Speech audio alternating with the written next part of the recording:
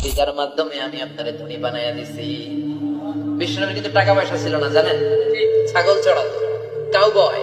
মা মিন নাবিয়্যিন ইল্লা রাআল গানাম, ছাগল চড়াতেন। এরপরে খাদিজাতুল কুবরার স্টাফ হিসেবে, কর্মচারী হিসেবে ক্যারিয়ার শুরু করলেন। এরপর বিজনেস ম্যাগনেট হিসেবে শুরু করলেন। খাদিজাতুল কুবরার সাথে যখন বিয়ে হয়ে গেল, খাদিজাতুল কুবরা তাহেরা ওনার সব সম্পদের মালিক বিশ্বনবীরে বানায়। সুমা মাআযাল্লাহ, রাখাল বলছেন আপনি নবীকে, আমার হুজুরকে কিছু বলার বলবেই, নবীকে ছোট করার চেষ্টা করবে। ভালোবাসে নাই তো, ভালোবাসলে তো প্রিয় নবীর শান এভাবে বলতে পারে না। বিষয়টা নিয়ে অনেক আলোচনা হচ্ছে, সমালোচনা হচ্ছে। ঘেটে দেখলাম 5 বছর আগের কথা। আমি কাউকে ছোট করছি না, কখনো ছোট করার উদ্দেশ্য নাই। আমার চিন্তা হলো সব মুসলমান আমার নবীর উম্মত। আমার নবী যদি কবুল করে, আল্লাহ যদি ক্ষমা করে, আমি আপনি বলার কে? আওয়াজ দেন। সমালোচনা ঝড় নয়, আলোচনা করে সবকিছু সমাধান করতে হয়, ঠিক না? বললাম পাগলা চিনো নাই তৈরি। মাআযাল্লাহ, আস্তাগফিরুল্লাহ। আমি বোঝানোর জন্য বলছি, না তো বলার কোনো উদ্দেশ্য ছিল না। খোদার ইজ্জতের কসম করে বলছি, আশিকে রাসূল হলে কখনো আমার নবীর এইসব বিষয় শেয়ার করবে না, কখনো কথা বলবে না। নবীজির সামনে গোস্তাকি হচ্ছে, এগুলো কেন শেয়ার দিবেন, কেন কথা বলবেন এগুলো নিয়ে? আমার নবীর হাদিস কি কম পড়ে গিয়েছে যে আলোচনার জন্য এইসব টপিক লাগবে? বুখারী মুসলিম শরীফ 86টার হাদিস কি কম পড়ে গিয়েছে? কোরআনের কথা কি কম পড়ে গিয়েছে যে এগুলো বলতে হবে? হ্যাঁ, বুঝানোর জন্য বলুন, কোনো সমস্যা নেই। আল্লাহ তাবারক ওয়া তাআলা কোরআনে পাকে বলে দিয়েছেন, ইয়া আইয়ুহাল্লাযীনা আমানু লা তাকুলু রাইনা ওয়া কুলু উনজুরনা। আমার আল্লাহ সাহাবাদের কি শিখাচ্ছেন? হে মুমিনরা, সাহাবা রাসূলুল্লাহ নবীকে ভালোবেসে মুমিন হয়ে গিয়েছেন। সুবহানাল্লাহ।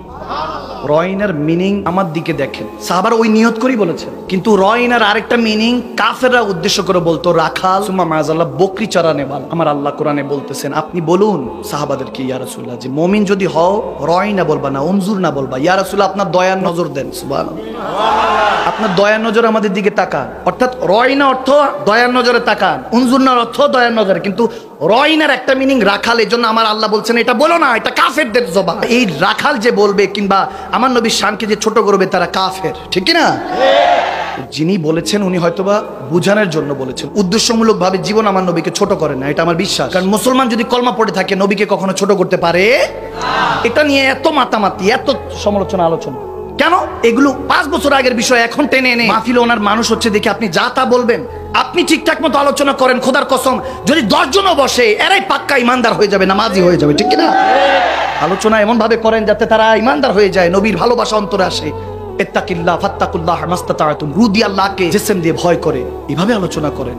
বুঝি না, আমার মাথায় ঢুকে না যে আলোচনাগুলি কেমন জানি হয়ে গিয়েছে। এখন সব আলোচনা না, সব হল সমালোচনা। যখন কেউ এরকম বলে, তখন আমি বলি, তুমি বলতেছো আমার নবী বকরি চড়িয়েছেন, তুমি রাখাল দেখছো, কিন্তু আশিকের দিল তো দেখতেছে তিনি মা হালিমার বকরি চড়ান নাই, বরং বকরিরা আমার নবীর কাছে আশ্রয় পেয়েছে। সুবহানাল্লাহ। তুমি দেখছো মা খাদিজাতুল কুবরার কাছে আমার নবী চাকরি করেছে? না না, আমরা দেখছি যে মা খাদিজাকে সবাই কটাক্ষ করত, ওনার অতীতকে নিয়ে হেঁটে তেনাকে অনেক সমালোচনা করত। তেনাকে আমার নবী ভালোবেসে আপন করে নিয়ে মুমিনদের মা বানিয়ে দিয়েছেন। সুবহানাল্লাহ।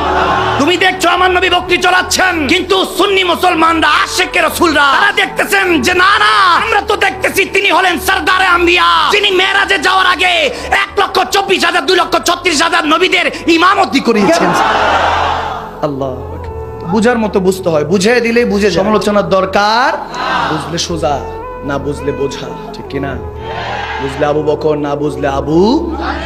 কি করবেন? হেদায়েত তো সবার কিসমতে নেই। দেখান নাজরের চাই, দেখনে কো ইয়া মুহাম্মদ, यूं तो क्या देखा नहीं, एक से एक बढ़कर हंसी देखे मगर या मुस्तफा, आपसे बढ़कर हुस्न वाला इस आँख ने देखा ही नहीं। सुभान अल्लाह।